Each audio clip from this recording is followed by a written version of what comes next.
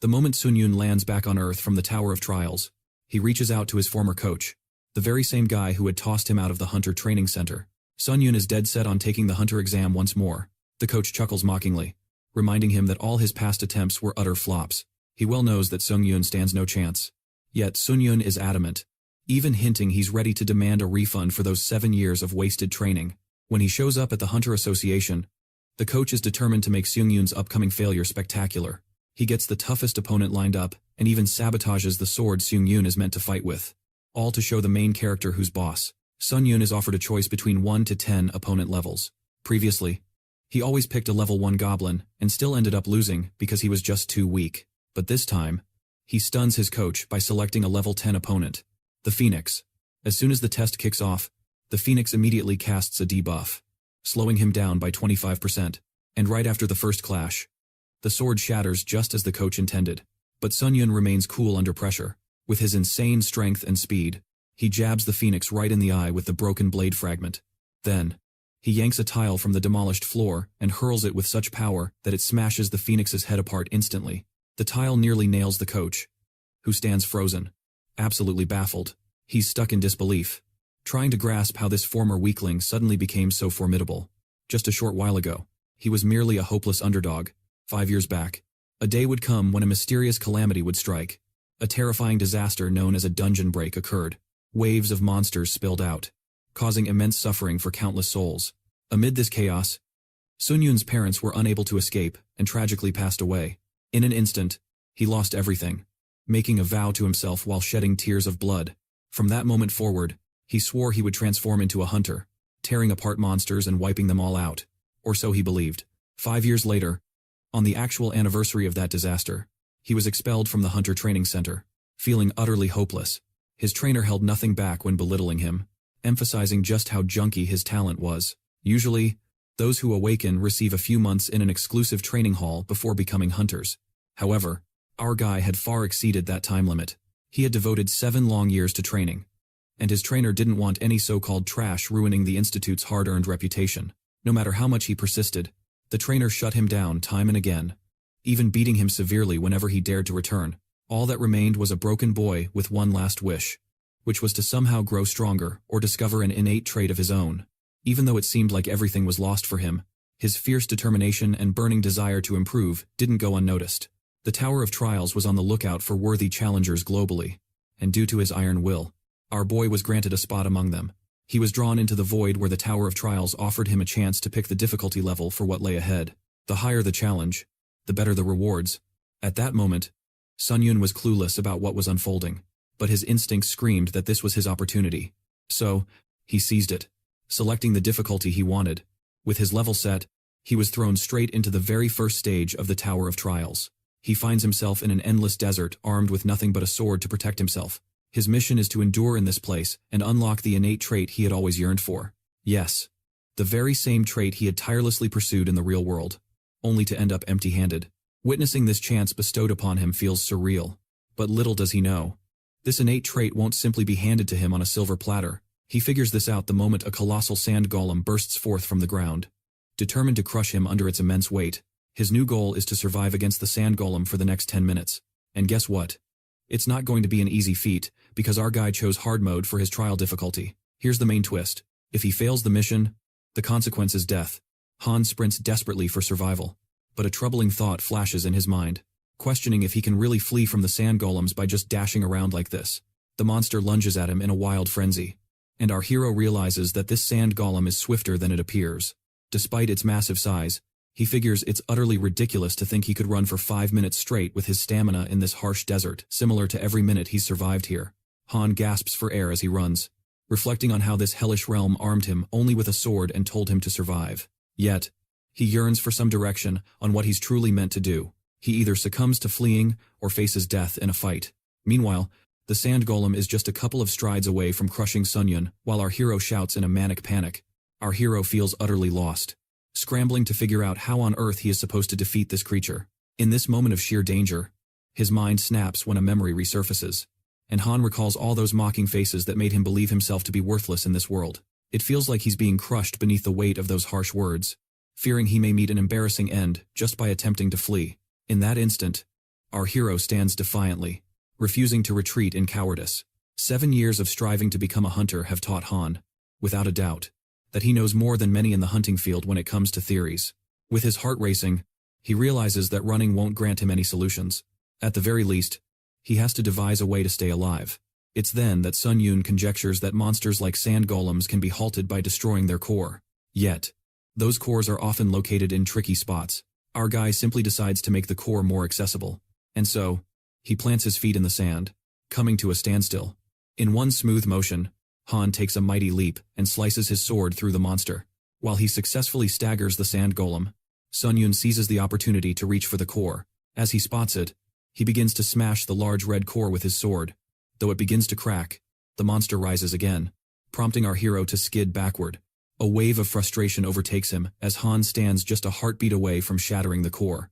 As our hero tries to strike it one last time, the sand golem seizes him tightly, squeezing the poor guy mercilessly. Our hero cries out in agony, teetering on the edge of death as the taunting echoes of humiliating words swirl in his mind, belittling and breaking him down. That's when our hero breaks free from those voices in his head.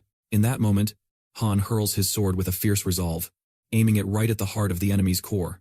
Thankfully, the sword makes contact with the core, and our hero triumphantly destroys the heart of the sand golem. The monster crumbles away, and Seung Yun tumbles as sand cascades all around him.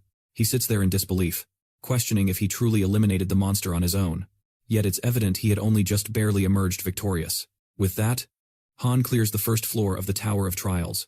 As blood drips from his wounds, he can't suppress his joy at having survived. As a reward, he unlocks unique traits, receives 1,000 points, and gains a bonus skill. Fast recovery. The rewards astonish Han, leaving him in a daze because it feels so unreal. After 7 years of grinding, he never received any rewards, only scorn and ridicule in return. Soon after, he unlocks a unique trait, and Seung Yun receives the title of Necromancer. That's when our hero realizes he can also become a hunter, but only if he manages to stay alive. Suddenly, a whirlwind of red aura swirls back, and Han notices that it's the mist left behind by the fallen sand golem.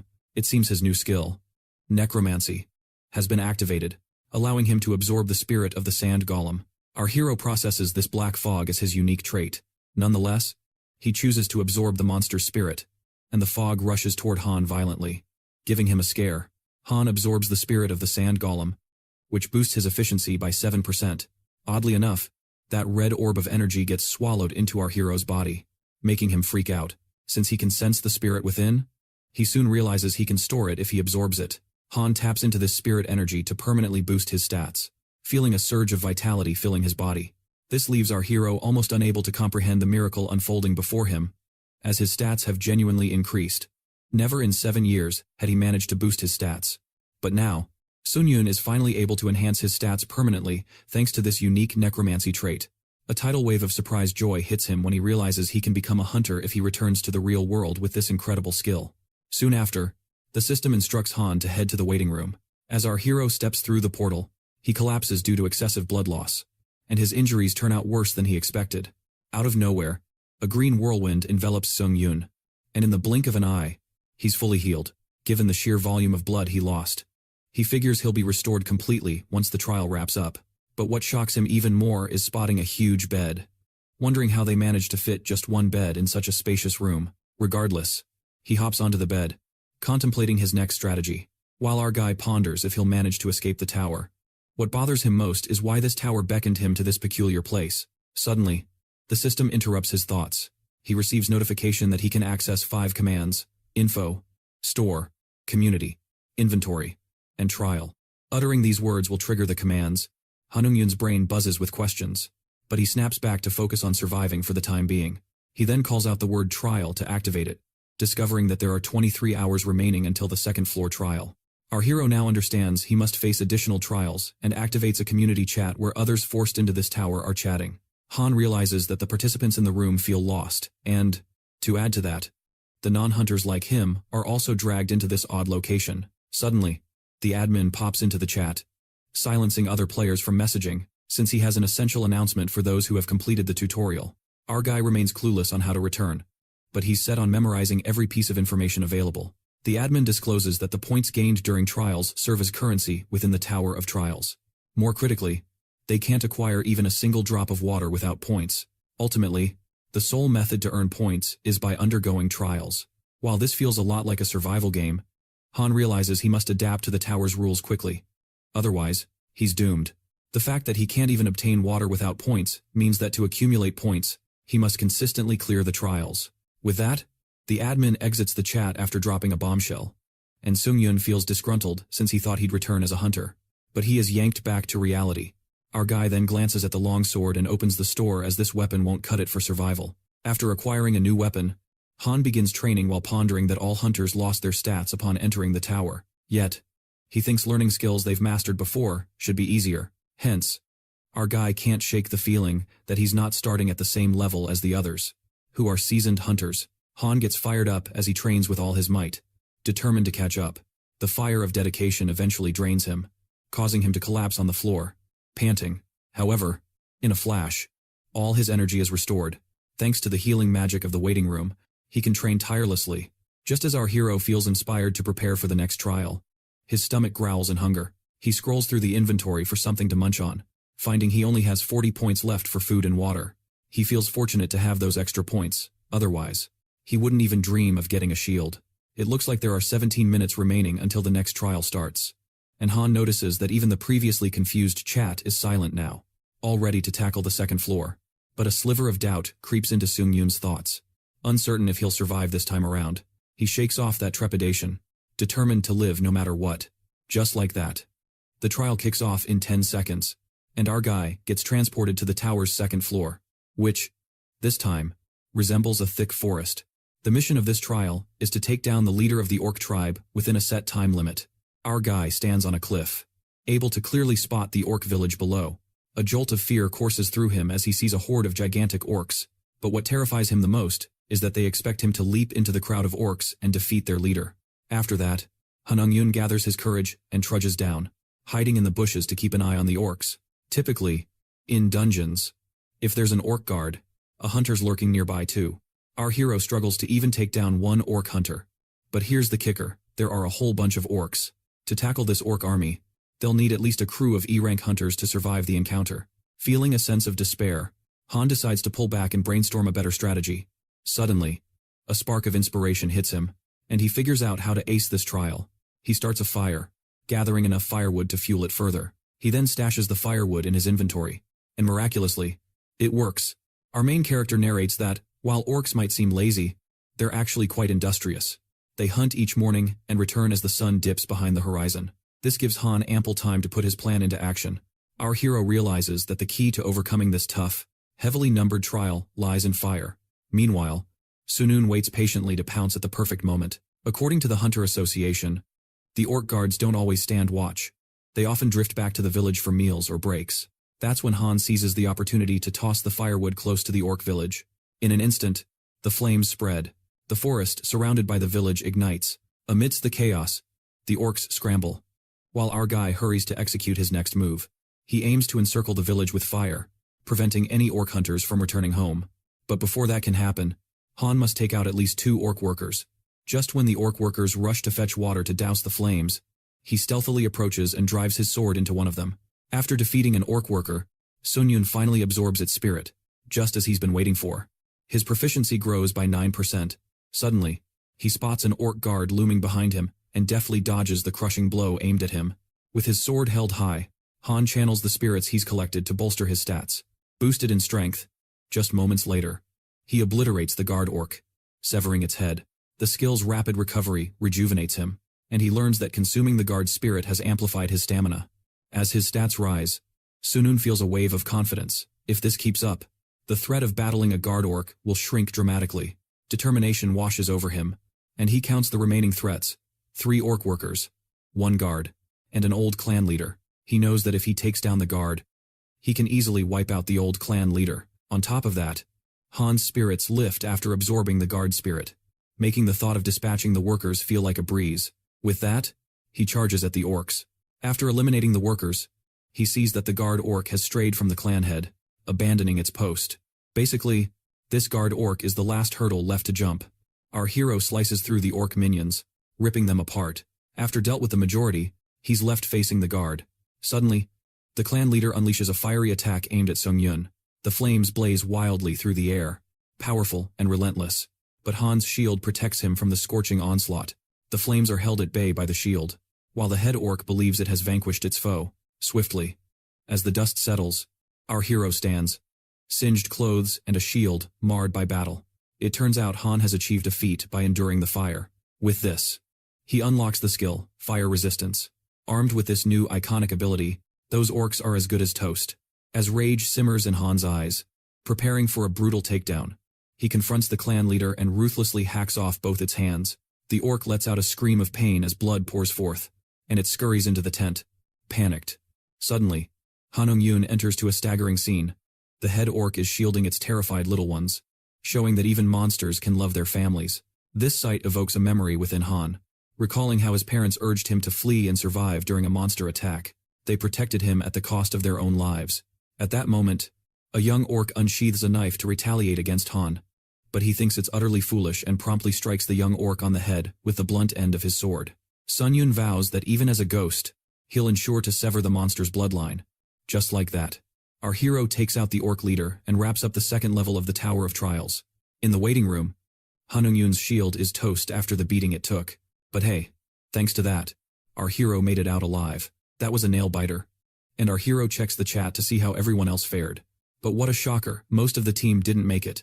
While Han thinks it's savage, his eyes widen in disbelief when he spots a message from a teammate claiming he found a way back to Earth using a question voucher. Our guy is completely stunned and triggers the information command, one of the 5 he can use. It turns out Han can ask the moderator a question using this voucher. And every time he clears a new floor, he gets another voucher. They discover that by sharing info from these question vouchers, the chat room vibe shifts into a sharing hub for their findings.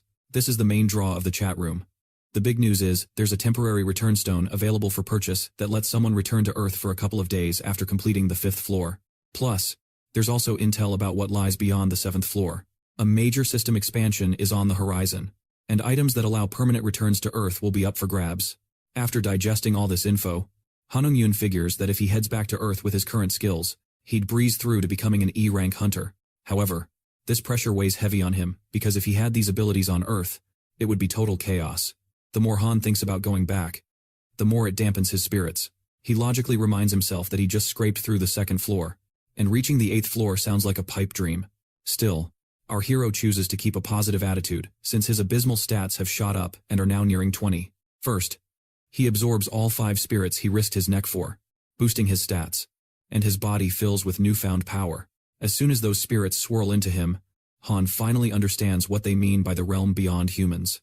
His strength could now rival a high-ranked monster after absorbing those 5 spirits, and he bolts off to test his speed, but he loses control and smacks into a wall, causing his nose to bleed. It's all due to his rapid growth, so the adjustment for his body is crazy. Shortly after, Han buys a big dead tree shield for 2,100 points, crafting it from a massive dead tree. It activates a buff when Han's stamina wanes. Our guy thinks it'll be perfect if he combines it with the reward items from his last trial. He equips the Black Steel Dagger, which has impressive reaction and attack speed, and the Assassin's Cape that boosts all stats by 5 when agility is below 50, enhancing his speed. Han gets all geared up with his items and sets his sights on mastering them before the next trial kicks off. With that, he dives into intense training, fueled by his determination to become so strong that no one dares to approach him. Hours later, Seung Yun steps into the 3rd floor of the tower, where the trial's theme is a duel. Our hero finds himself in a cave and is alerted that the Guardian of Darkness is about to appear.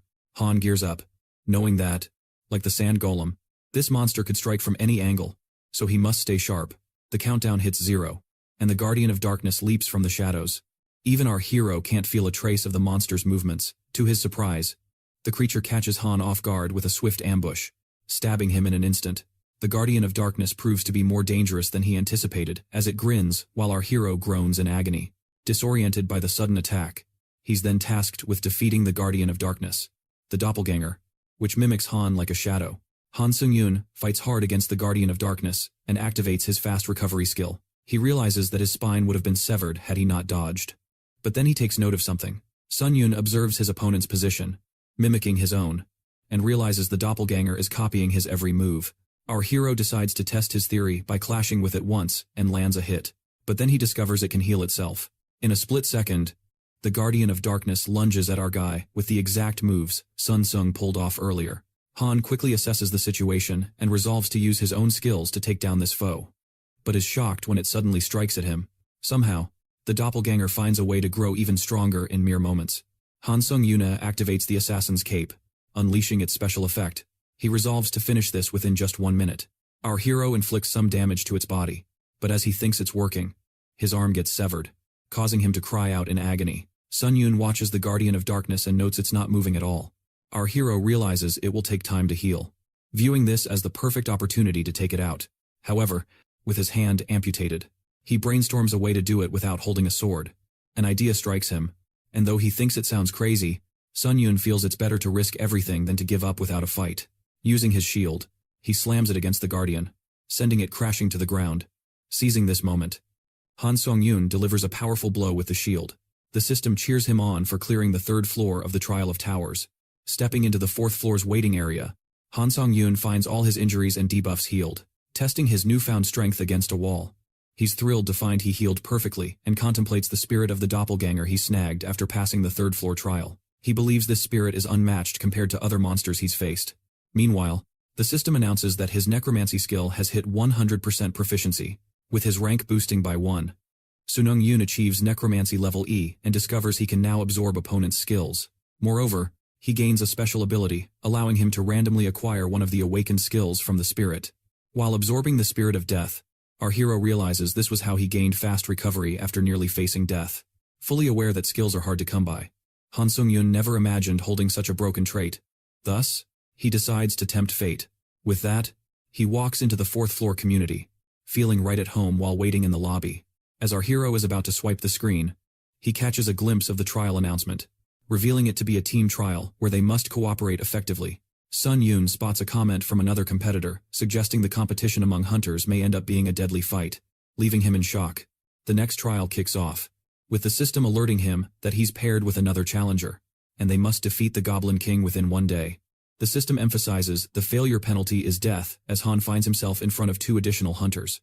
A girl named Lee Han introduces herself, saying she'll be adding her abilities as an E-rank hunter from Earth to help the team out. The other guy, Lee Sung Huna, specializes in close combat and flaunts his status as a D-rank hunter from Earth, which explains his cocky attitude.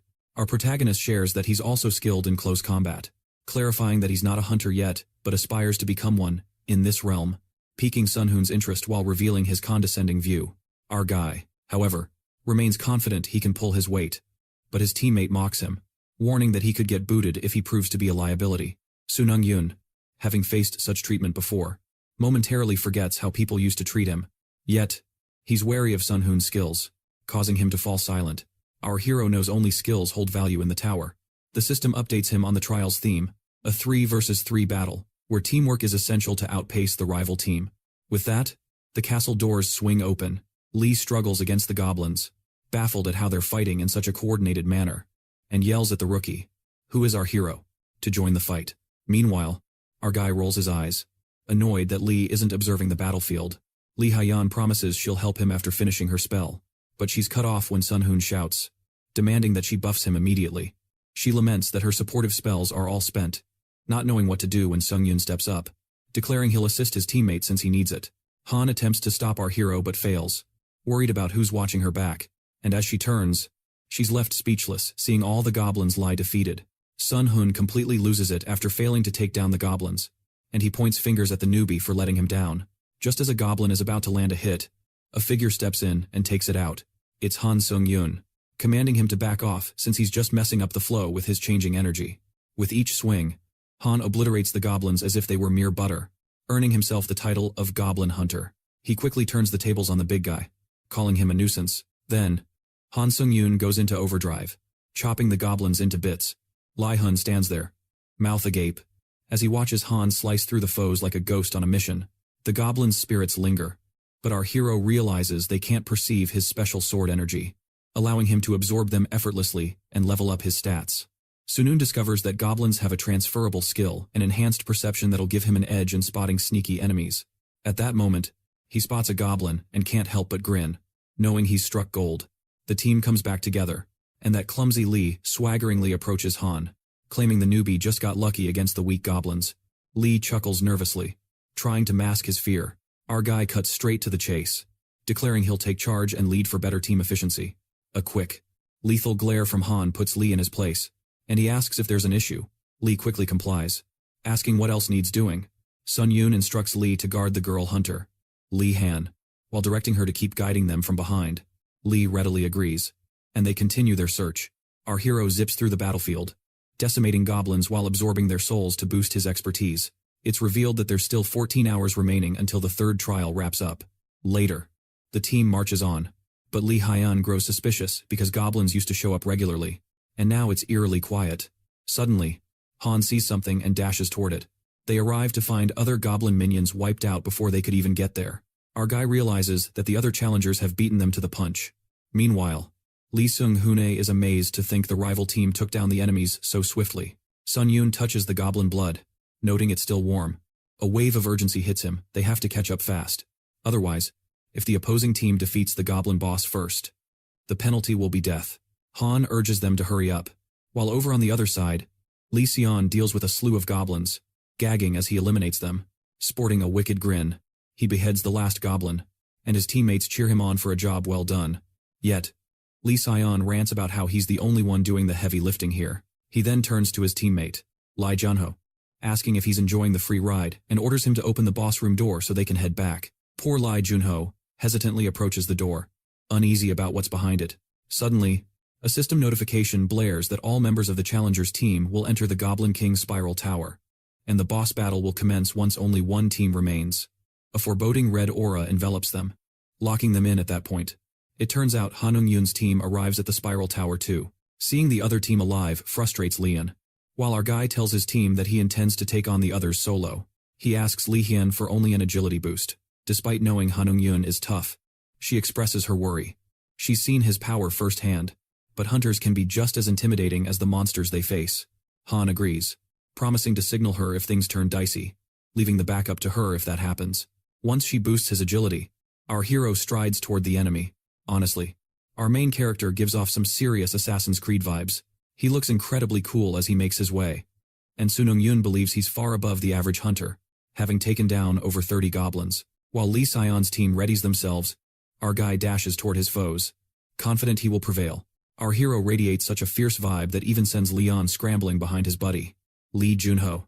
Like a scaredy cat, he orders Junho to unleash his shield with every ounce of strength he can muster. Just then, Junho activates an expansive shield, wrapping them up in a protective cocoon. However, Han, with his jaw-dropping power, dramatically cleaves right through that barrier with his sword, shattering it to pieces. Meanwhile, the enemy team is bombarded by the wreckage from the broken barrier. Seizing the moment, our hero slashes through two foes in one swift move. Now, face to face with Lee San.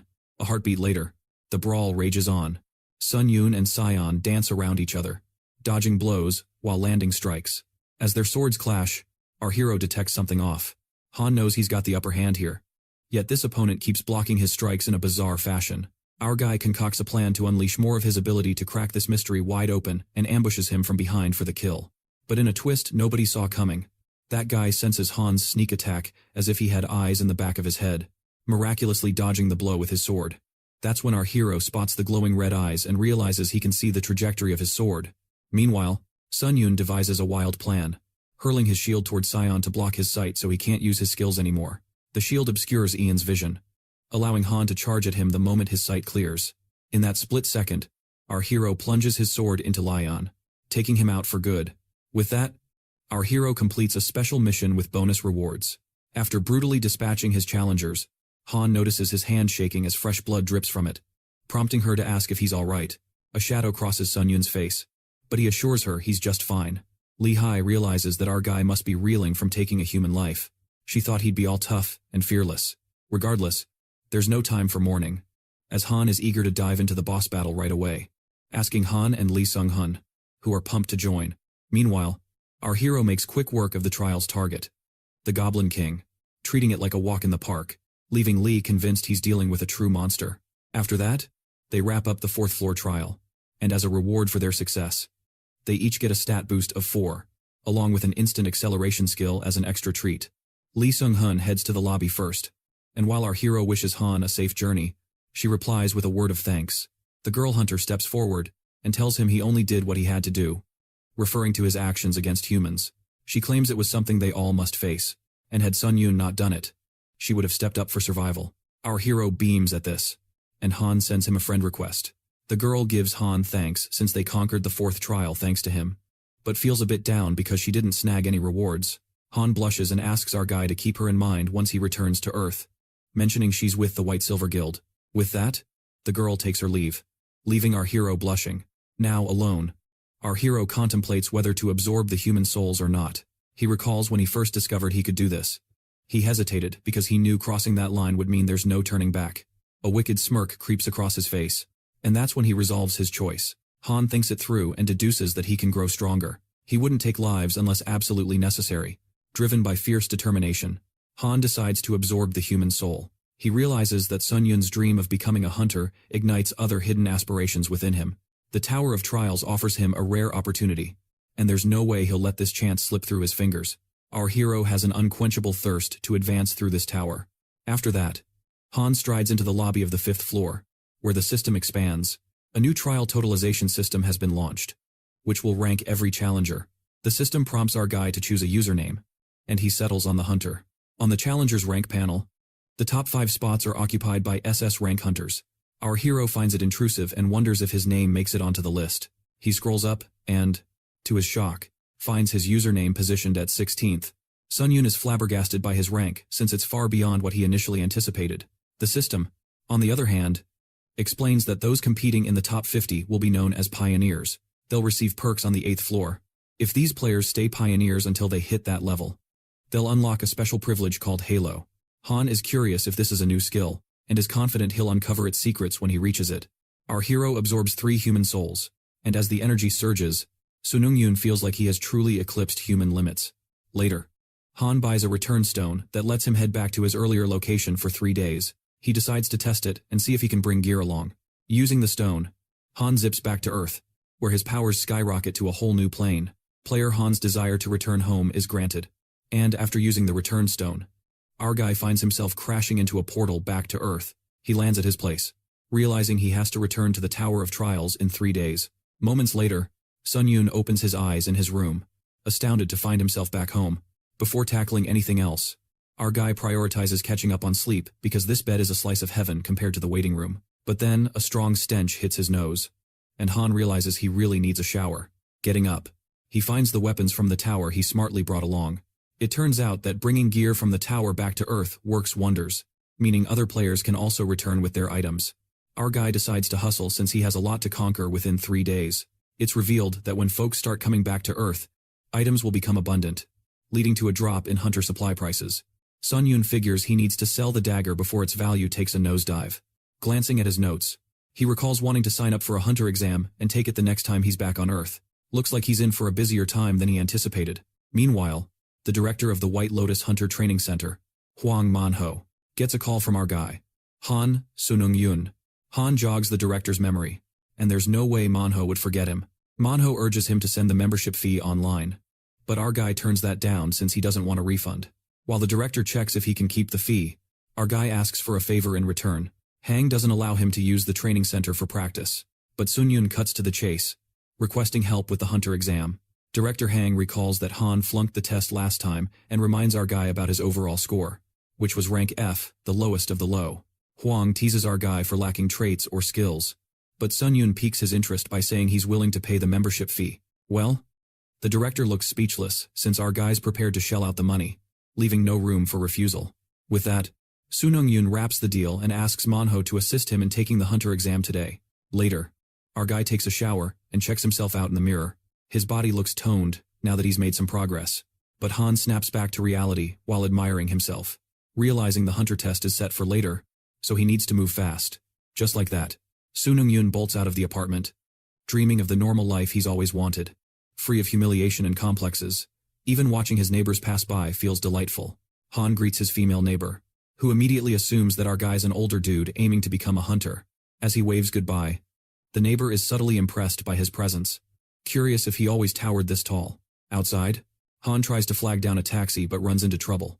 So, he employs another mode of transport, relying on his impressive running skills to get there in no time.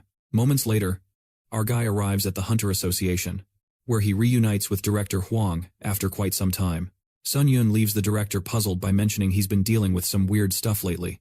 Hang Manhwa is left dumbfounded, pondering what that kid could mean, and in the meantime, Inspector Kim In-hoo informs Han that he'll be the one grading the Hunter test. Inspector Kim explains that our guy is exempt from theory tests and the interview thanks to Huang being an observer.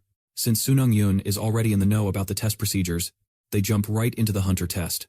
In the testing area, Seung Yun wields a sword, and Manhwa instructs Inspector Kim to create a tough challenge to guarantee Han's failure. Inspector Kim In-hoo assures the director that he's lined up the most formidable foe for a swordsman. Following that, Kim prompts our hero to select a difficulty level, ranging from 1 to 10. Memories replay in Seung Yun's mind as he realizes he's always taken the level 1 test, only failing previous ones against a goblin because he was simply too weak.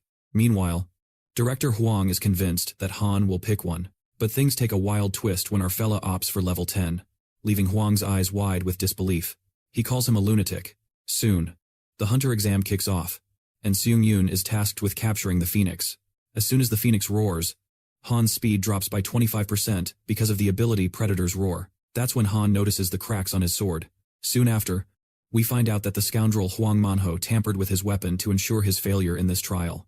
While Huang is convinced that this jerk Han will never succeed, he cruelly seeks to expose Sun Se when he steps out of line and misbehaves. On the flip side, Seung Yun stands firm as the Phoenix approaches him, appearing to have no fear. The next scene unfolds from Director Huang's perspective, revealing that he passed the Hunter exam. When he first embarked on his Hunter journey, he felt like a champion, filled with pride and joy. However, as time progressed, the gap widened between him and his peers, leading him to ultimately give up. In the Hunter world, sheer talent reigns supreme. At least, that's the established rule. Huang Manhwa accepted this grim reality and stopped putting in the effort. He rationalizes that he's not alone, everyone else does the same. The director is eager to watch Han Seung Yun falter and wishes for him to resign because he feels inferior to someone who's dedicated and hardworking. In the testing ground, the Phoenix smashes Han's sword, which splinters upon impact. Shock floods his mind, knowing that even a low-grade weapon shouldn't break like this.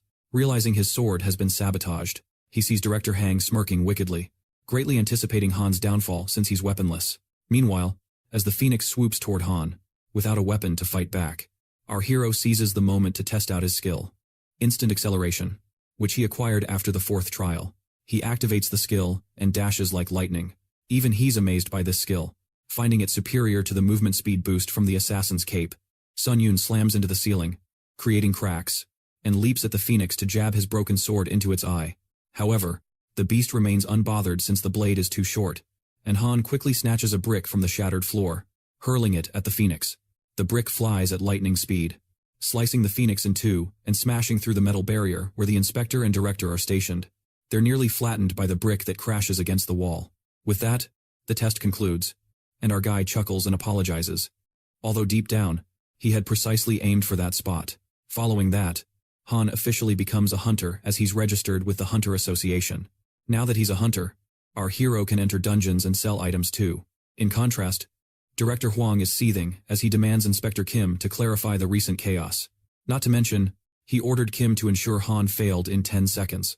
The inspector finds it amusing and confirms they did everything possible. Following Huang's orders, they devised the test to make it impossible for Han to pass. That idiot director tries to convince Kim In-hoo to at least downgrade Han's rank to A. The director is such a moron. He's mad at our protagonist for working harder and not failing like him. Still, the inspector can't lower it further, since Seung Yun defeated a monster in a test that would have ranked him at D level in merely 10 seconds. While that sounds unbelievable, Inspector Kim explains that giving Seung Yun a D rank would certainly lead to complaints from the association. Fueled by his envy of Seung Yun, Huang Manhwa forces Kim to change the rank no matter what. Shortly after, our hero strolls into the room, proudly displaying his hunter's license. Inspector Kim congratulates Han, who approaches the director and curiously asks what's wrong since he seems unwell. The director, clearly anxious, wishes Hunter Seung Yun good luck, sensing the wrath brewing within Han, who's ready to settle the score for all those demeaning remarks. The tension thickens like a fog as our hero breaks the silence, reminding Director Huang about his past as a C rank before hanging up his boots. The director, puzzled, inquires about the direction of this chat, while Seung Yun jogs Manho's memory of the time he branded him a failure. Suddenly, Hang loses his composure, rushing to land a slap on Han, Turns out, our guy's provocation attracted just the right reaction. His plan worked perfectly. Han skillfully dodges the director's punch, and in a swift move, counters with a smack right to Huang's gut, dubbing it self-defense, finishing up with a legendary slap across the director's face. Han serves him a dose of payback. Huang's taken a serious beating and is bleeding. But beyond the pain, he's left dumbfounded, wondering how a mere C rank can pack such a punch. Moments later, Inspector Kim proposes Sun Yun exclusive membership with the Hunters Association. Kim In-who reveals to Han that the pay starts at a jaw-dropping 1 million won, convincing him it's an opportunity he simply can't refuse. Our guy is taken aback by the amount, and Kim clarifies that it's due to their recognition of Hunter Seung Yun's immense potential. At that moment, Han humbles Director Kim with a quick revelation about his interference in the test's difficulty, leaving the director utterly staggered. However, our guy reassures Kim that he won't stir up trouble over it. But he bluntly states he can't be tied to someone he doesn't trust. Just like that, Han Seung Yun dramatically tosses Kim In-who's card aside and strolls off. 2 days later, in the outside world, the buzz about the peculiar phenomenon of the Tower of Trials spreads like wildfire, with hunters getting summoned. Our guy discovers that everyone is aware of the Tower of Trials. Meanwhile, Han manages to sell his gear at a fair price, fully utilizing the last 3 days. Now, as the time draws near, Han is ready to re-enter the Tower of Trials. Our guy gets teleported back to the tower, ecstatic about the chance to grow again. With a smirk, he thinks about how busy he will be when he returns. Ultimately, Han is back at the tower, and true to expectations, he can freely use his equipment, both within the tower's confines and in the real world. The items he brought from Earth go right into his inventory. Without wasting time, our hero gets pumped up, prepping for the trial on the 5th floor. That's when Sun Yun is honored with an achievement called the First Returner, and the skill Eyes of Truth is unlocked. Once activated, the Eyes of Truth radiate a purple glow. Using this magical power gives him insight into details, even the ability to discern the truth behind a person's words. Our buddy hits the jackpot with this skill, realizing it not only reveals item specifics, but also uncovers lies. Han deems it unexpected luck. After that, our boy splurges on a thunder sword and a mysterious hunter shield at a steep price. Though it costs a pretty penny, Sun Yun looks forward to the sword's additional perks, as each strike has a 10% chance to paralyze his opponent.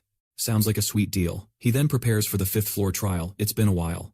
Han steps into the 5th floor of the Tower of Trials, where the trial's title is Hunt, with just 1 day left on the clock. The goal? Defeat the Wolf Lord, the boss of the Wolf Gorge, while the penalty for failure is none other than death. Sun Yun finds himself on the 5th floor, chuckling at the sight of a horde of wolves surrounding him. Our guy is ready for war and starts slashing away at the monsters. Yet he feels their weakness. Out of nowhere, a wolf plows into something massive, revealing giant wolves 10 times the size of a normal wolf. The colossal white wolf roars, feasting on the little wolf, tearing it apart. This reality thrills Han because this is exactly how a tower trial ought to feel. Suddenly, the white wolves leap toward him, and with the fun really ramping up, he goes wild, slashing the monsters with his thunder sword like a total win. Even he thinks he's lost a bit of sanity given his newfound strength. After Han wipes out the wolf horde, his skills, Hunter Dagger and Fast Recovery, bump up to E and D rank, respectively.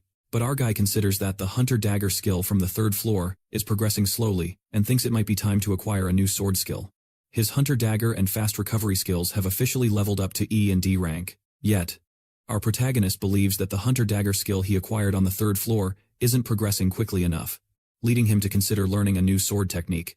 He then lets the wolves pounce on him and eventually wipes them out entirely. With that, Sun Yun's 3rd hunt comes to a close. He realizes that the sword paralysis effect was not as extreme as he initially thought. He then begins to absorb the souls of numerous fallen wolves, boosting his proficiency to 16%. Our hero can't help but be amazed as he sees his necromancy skills progressing nicely. And if he keeps this up, he might just enhance his unique trait. Moving ahead, he senses he's nearing the heart of the Wolf Gorge. As he delves deeper, our guy stumbles upon brutally slaughtered white wolves, leading him to wonder if a territorial battle took place. Analyzing their injuries, Han deduces they were inflicted by a sword, indicating these beasts were slain by someone extraordinarily powerful. He also spots markings on the walls. To uncover the truth, our fella activates the skill Eyes of Truth, discovering these are traces of dank aura caused by a highly skilled aura, which created a smooth cut in the wall. Yet, Han remains puzzled as there's much he doesn't understand. Our guy feels a bit uneasy as the ominous presence tightens its grip. Suddenly, Sun Yun senses that energy is nearby and bolts after it. He sprints at full speed to catch up, What he encounters there leaves him speechless. It turns out a mysterious figure is battling in the Wolf Gorge. Ultimately, that entity overcomes the Wolf Warrior. Thus, the trial's conditions have been fulfilled. At that moment, the system assesses the scenario, and Seung Yun discovers an intruder has been identified in his trial. The trial's goal shifts, and our guy is given a fresh order to eliminate the interdimensional intruder. Now, Han faces an intruder who is an armored knight from another realm. Our guy takes a moment to digest this and realizes that the Tower of Trials exists across various dimensions too. Seung Yun is left reeling from this bizarre incident. Questioning what's happening, suddenly, that armored knight taunts our player, amused at the fact that he's still alive. Given he's just a puny barbaric challenger from another dimension, the armored knight presumes it's because Han Seung Yun is the trial's owner and demands an explanation from him. The knight labels him a barbarian, asserting he's trembling in fear of death's horrors. Hearing this, our guy smirks nervously, feeling a tad frightened, and suspects that this armored figure is no ordinary foe.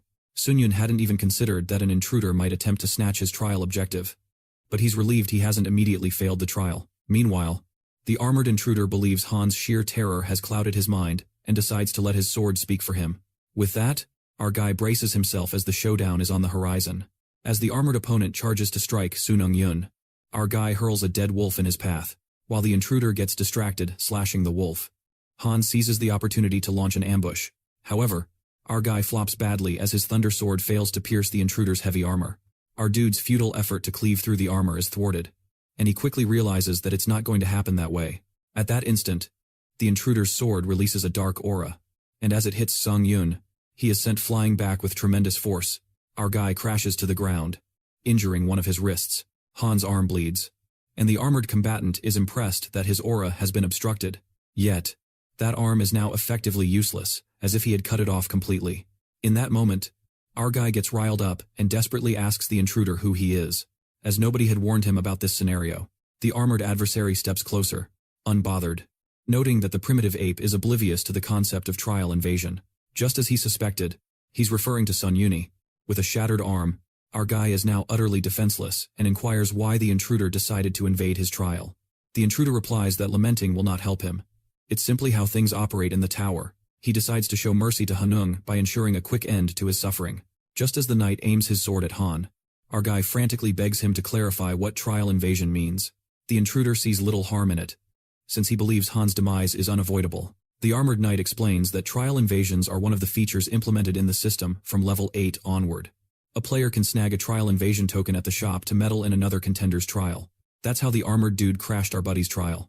Seung Yun looks like he's swimming in confusion and asks the knight to explain what he meant about this dimension being more primitive than theirs. Our guy speculates that the intruder player hails from another realm, and the armored dude nods in agreement. Suddenly, our hero jumps up and triggers his skill, Eyes of Truth, to determine if this invader is spinning a yarn. Well, lo and behold, the armored guy speaks nothing but the truth. Once Han verifies the truth, out of nowhere, the intruder points his sword at him, fuming at Seung Yun for having the audacity to question his honesty. He's not too pleased with Han's lack of decorum, calling him an ape, while the intruder swings his sword in a rage. Our guy gets cocky and taunts him on what he plans to do about it. The armored dude seethes and mocks Han as a tiny primitive fool for being so brash.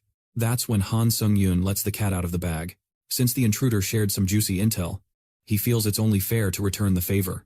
Han admits that his twisted arm doesn't hurt too bad thanks to his pain-resistant skill. Even more astonishing is that our guy isn't clutching his arm due to pain. It's revealed that as soon as our boy releases his grip, his rapid regeneration skill kicks in, healing him automatically because he figured the intruder would drop his guard, thinking he was hurt. Our guy literally flips the script, making it thrilling as his arm appears perfectly fine, as if it never faced a break. The armored player is left dumbfounded when he discovers that our boy is both a swordsman and a healer. However, he insists that his fate won't change if he has nothing else to bring to the table. But our guy counters that it's tough to say since he's just on the rise, getting stronger and stronger. That's the pivotal moment. His true power surges. Han Seung Yun's ability shines when he harnesses all the lost souls in his possession to boost his stats. The energy surges, and his strength skyrockets. Han keeps the armored guy on his toes, who realizes our dude can also enhance himself. At that instant, things take a serious turn when our guy activates an item skill using the assassin's cloak, Instant Acceleration, which boosts his speed by 15%. This leaves the intruder rattled as he wonders how a level 5 player can stack so many skills, calling it complete nonsense. With that, Seung Yun engages in battle with the armored guy as their swords clash. The fight is intense with neither party willing to back down, but the intruder player hits a snag since the dimensional shift is hindering his true stats.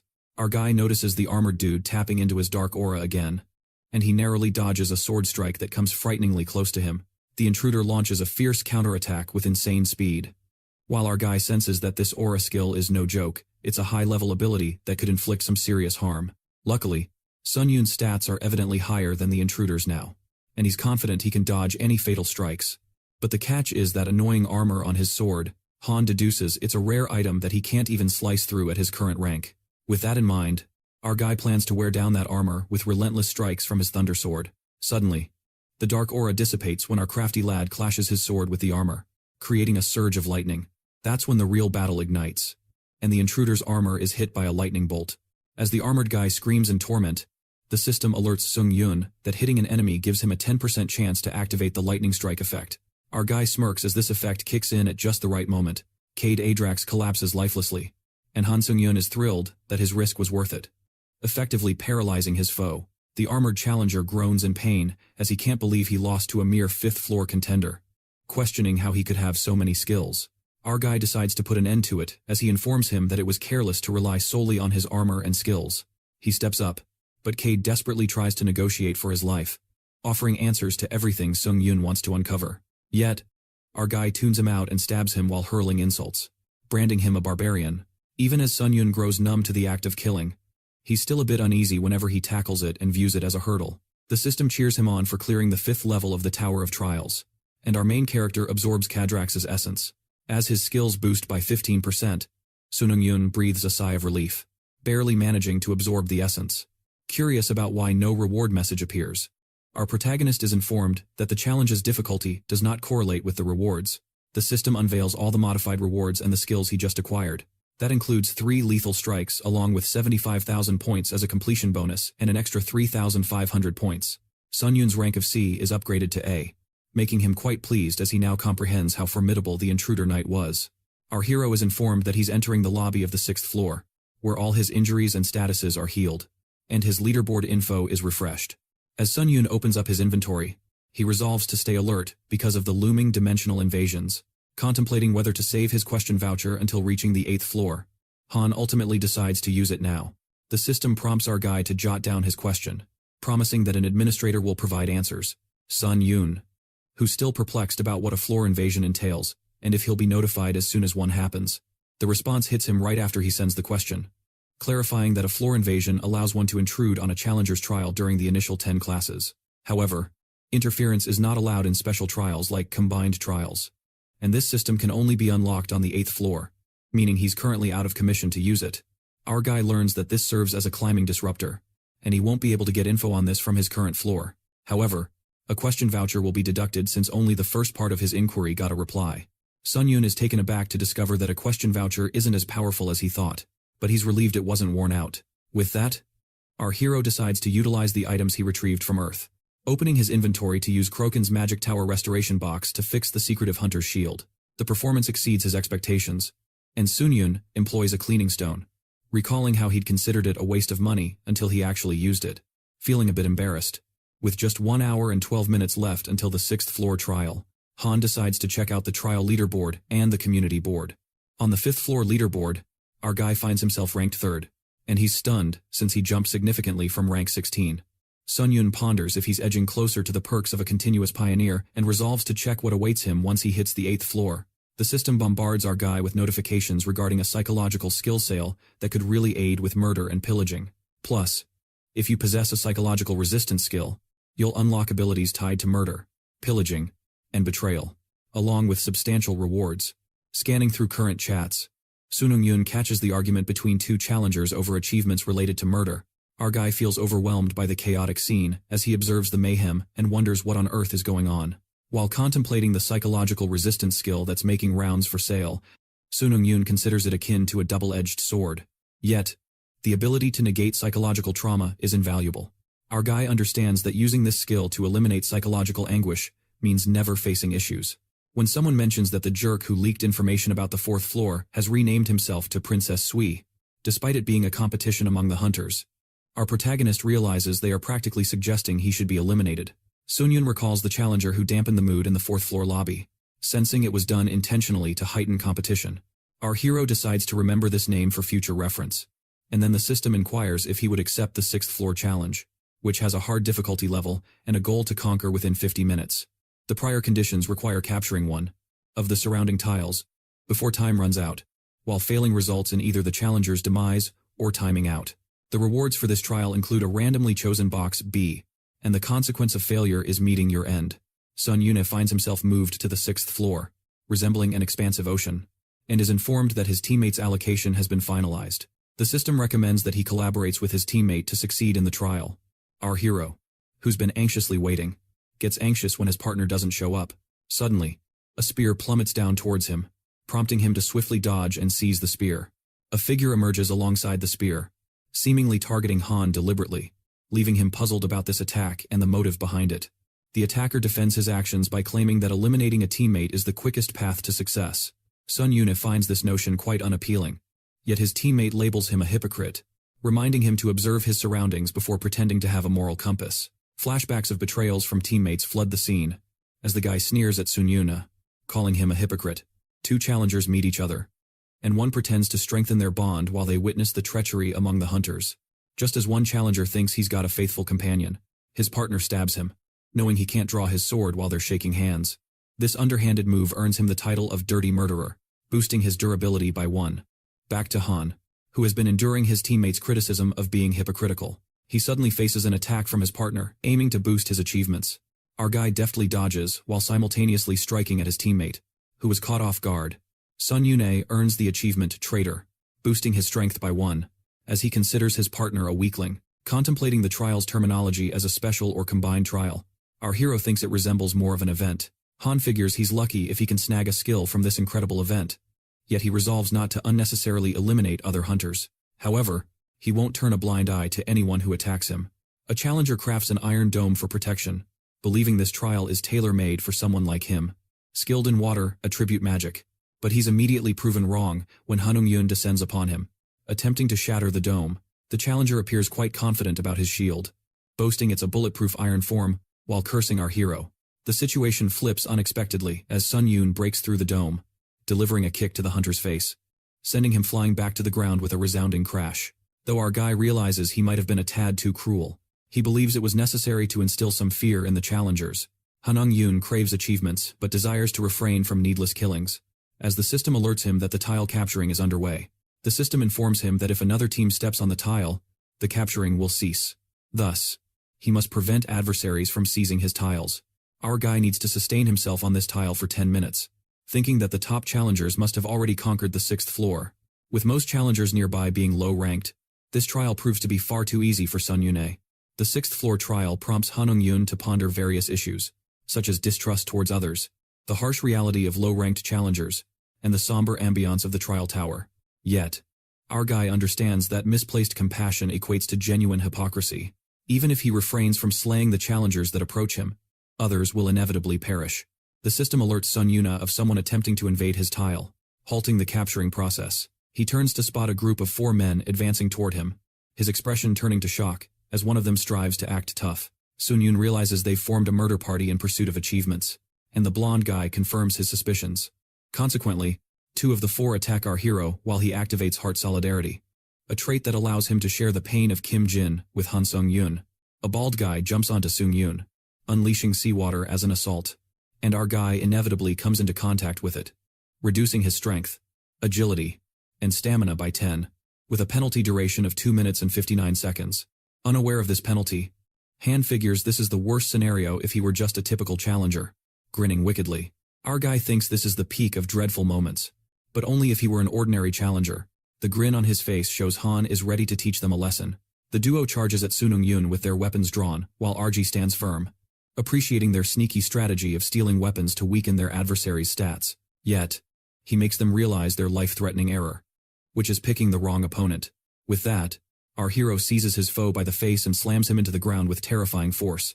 The villain's head literally shatters into pieces as blood sprays everywhere, leaving the remaining opponents paralyzed with fear as Seung Yun gains the skills 1 hit, 1 kill, and the extinction of the weak. The skill Extinction of the Weak is quite amusing, since it boosts the user's strength proportionally if any of their stats surpasses the opponent's. Instantly, a bald foe lunges at Han, yelling some foul swear. However, that player has just invited his doom because his stats are lower than Han's, triggering the new skill, Extinction of the Weak. The opponent swings, but panic sets in as our guy dodges the attack and lands a kick squarely on the fatty's face, causing blood to pour from his nose. He then finishes the foe off with a brutal kick to his bald head, crushing it. This devastating blow grants Seung Yun the title Merciless Murderer. With only 2 adversaries left, our guy strides confidently toward them. The other opponent suggests to the blonde player that they should take on Sun Se. Yet, that blonde jerk cruelly hacks off one of his legs, causing the guy to collapse in agony. As the player howls in pain, our hero can feel it too since they share the torment. Thankfully, it doesn't inflict actual damage on him. The only downside is that the pain is slowing down Seung Yun's movements. Meanwhile, the unfortunate boy screams in anguish, cursing that blondie, questioning whether he still sees himself as human. The blonde player viciously stabs the boy in the gut. Since they share the pain, our hero feels it too, and finds it tough to move forward. The blonde jerk warns Seung Yun to flee, threatening him to back off, or else he'll cut the throat of the idiot who just lost his leg. However, our guy still has the strength to push onward, thanks to his pain-resistance skill. Although it's still challenging to maneuver, Han knows he has only one option left: eliminate the remaining challengers swiftly while keeping heart solidarity. Just then, as the blonde jerk sees our guy charging at him without hesitation, he slits the throat of the other player, causing Han to halt as a sharp pain pierces through him. Our guy clutches his neck as if it too has been sliced open. He realizes that if he doesn't act now, another chance won't come around. In that split second, the blonde player lunges at Seung Yun to finish him off with his sword. That's when our hero flips the script by grabbing the sword's blade and dramatically breaking it into pieces. The thrill of slitting a throat feels exhilarating, prompting our guy to give that blondie a taste of the same sensation. The blonde player understands he's in deep trouble. Armed with his own sword's blade, Seung Yun slits his throat, taking him down. Afterwards, Han earns the title Iron Blood Climber and 1,500 points. Eventually, the limit is reached, and they secure a tile. Han Seung Yun's team emerges victorious after wiping out their own kind. The players celebrate their triumph with exuberance, basking in the thrill of survival. Meanwhile, our guy wonders if some outside force instigated so many people to rack up murder achievements at the trial's outset. Ultimately, it was the team players who triumphed. Naturally, there were exceptions. The players who took lives convinced themselves they did nothing wrong. Instead, they blamed the poor souls who fell. Quite the irony, isn't it? Our guy glares at his blood-soaked hands, knowing he must appear monstrous to others for killing humans so coldly. With that, they complete the trial on the 6th floor, earning a random gacha box as a reward, along with 8,000 points. As the player heads for the lobby, Seung Yun absorbs the souls of the slain players, boosting his unique trait, Necromancy, to 100% proficiency. Our guy's trait then rises to rank D. Just like that, Han makes his way to the lobby on the 7th floor and finds he can view all his achievements. In the panel, he can see every accolade he's earned across various ranks. Our hero realizes that the S-rank achievement, the very first returner, isn't just any ordinary accolade after all. He decides to delve into the specifics, discovering that each achievement grants him different rewards. That's when Han realizes that taking down foes has indeed earned him a multitude of achievements. On top of that, as he collects them, he receives a variety of rewards like skills, stats, and points. Just then, our guy stumbles across the random gacha box and is taken aback. Thinking the reward from the 6th floor seems rather vague, he doesn't get too carried away since he figures the item will fall somewhere between F and B rank. Still, Han decides to take whatever is inside the box and continue absorbing those souls. But what occurs next is completely unexpected. A bright light erupts from the box, and a little green creature bounces out. Our guy is left scratching his head, wondering if he needs to capture this tiny beast. Without a second thought, Seung Yun plunges into the chase and goes after the tiny green monster. After a bit of a struggle, he manages to grab the creature. However, it bites Han's hand with its sharp teeth. Poor fellow groans in agony, tears rolling down his cheeks. The little monster flips back like a ninja and smirks, while our guy, feeling completely done for, regrets going easy on this adorable creature. But now he's fired up to give it his all. Seung Yun chases the tiny beast with wild determination, but he keeps missing. Finally, our hero leaps forward and lands a devastating blow, a fierce punch right on the creature's head. Following the punch, the critter breaks free, and our guy finds an item of the highest rank from the gacha box. Since it's the top tier, Han thinks it's a B rank item. And indeed, It turns out to be an iron rod pendant that boosts sword skills by 7%. Activating it with magic power will trigger the exclusive effect, Iron Protection. The pendant appears in his hands, and our guy decides to examine it. Once the item gets activated, his skin gains a special attribute that absorbs 10% of all physical damage. Seung Yun is beyond amazed. As it surpasses most A-rank items, the pendant not only boosts sword effects by 7%, but also absorbs 10% of all physical damage. In simple terms, it's an overpowered item, offering both offense and defense. Our guy is overjoyed since it exceeded all his expectations and netted him an incredible item. However, there's a catch. As soon as Han finishes using the pendant, all his magic power is consumed. Turns out the exclusive skill of the Iron Rod pendant, Iron Protection, gets deactivated and drains our guy's magic power at an alarming rate. He then resolves to conserve his magic power and only use the pendant in crucial situations. Han continues to check out his necromancy trait, which has advanced to dank when suddenly a panel pops up in front of him, inquiring if he wants to enter the trial of the 7th floor. This confuses him, since they usually need to wait to challenge the next trial. Still, Han is totally up for it. However, he wonders if this applies to everyone else too. He then opens the community board, where players are discussing the abrupt removal of the waiting time for the trial. Surprisingly, rather than causing chaos, the players are focused on the benefits of entering the tower faster, with no prep time, claiming it's a waste otherwise. Seung Yun notices that everyone's wait time has vanished and no one is really upset about its removal. They hardly care about the pioneer benefits. They simply seem eager to head home. Our guy thinks maybe it's because they're all low-rank challengers, so it doesn't really change things for them. Besides, what surprises him even more is the entirely different atmosphere from the 6th floor. Seung Yun suspects that the homicidal maniacs are keeping a low profile since the next trial is an individual challenge, and there's nothing to gain by standing out. Nonetheless, our fellow decides it's wise to stay alert around these murderers, considering they've taken out their teammates without a second thought, which just proves they have no mercy. More importantly, Han is determined to enhance his unwavering skill and sneak a glance at his necromancy trait status. He observes that the basic effect is becoming a tad more precise. It previously felt like only Seung Yun's basic stats were being enhanced. Now he can harness souls for magic recovery or to create a shield. Our hero feels a bit let down, as he anticipated a higher chance of absorbing a skill. But that wasn't the case. Nevertheless, he did acquire a defensive ability, which is just what he needed. Seung Yun's curiosity peaks as he's eager to test the soul shield's might. He tosses his sword into the air and strikes his own arm. Relying on the lobby's recovery effect, the sword slices through his arm. But in that fleeting moment, the soul absorbs his injury. The soul of player Song Jinwook fades away, and our hero absorbs 3 lingering souls. Meanwhile, Han is completely stunned by the soul shield, realizing it's much more impressive than he expected. He considers not absorbing all the souls, thinking it's wiser to save some for shield use. Opening the scoreboard for the 6th trial, our hero sees he's in 4th place and feels a twinge of disappointment for dropping a rank. Yet, he recalls that being in the top 50 is all that really matters to be a pioneer. When the lobby starts to drag and the wait time ends, our hero moves on to the next trial. The 7th floor trial kicks off with a verification task. Players must finish 3 trials within 40 minutes to succeed, enjoying the reward of a skill called Win's Grace, while failure means death. Next, Han Seung Yun steps into the 7th trial area and is jolted to find a corridor that looks entirely different from previous trials. In the corridor, Han feels a bit annoyed by the lack of sensations, only to spot a bright light at the corridor's end. Suddenly, he gets sucked into that light and finds himself back in the first trial area, the desert. He's prompted to show he has conquered his fears. Our hero strides into the desert, the setting of his beginnings. When out of the sands, a massive sand golem emerges.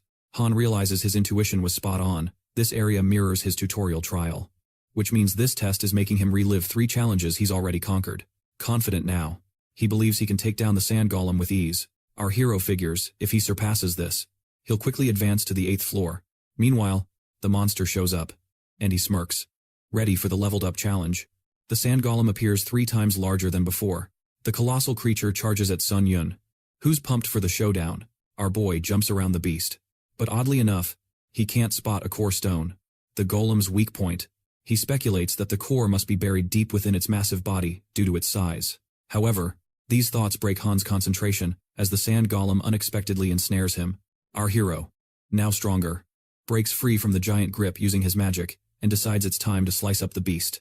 He starts swiping the thunder sword at the sand golem, though cutting through sand with a blade feels like a poor choice. Regardless, our hero is determined to locate and destroy that core. Yet, Han inadvertently enrages the sand golem further, escalating the conflict.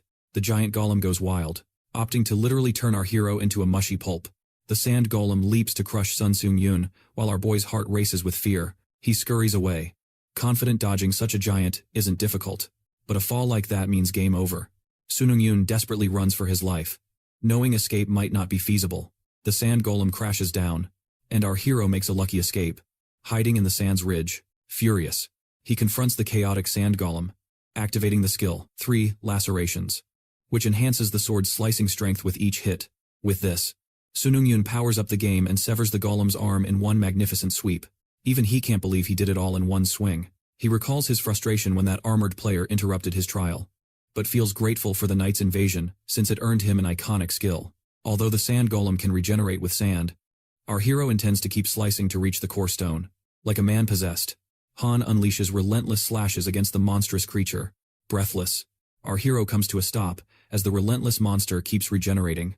He's frustrated because no matter how hard he tries, he can't locate the core stone yet. Suddenly, his eyes go wide when he notices the sand golem has shrunk down to a third of its original size.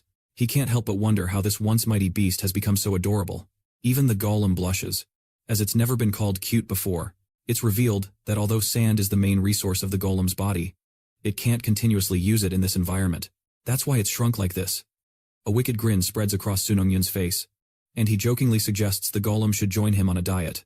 The trial becomes a breeze due to the golem's reduced size, and Han leaps into action, slicing the sand golem to bits like a bolt of lightning. Shortly afterwards, he discovers the core stone is lodged on the golem's back.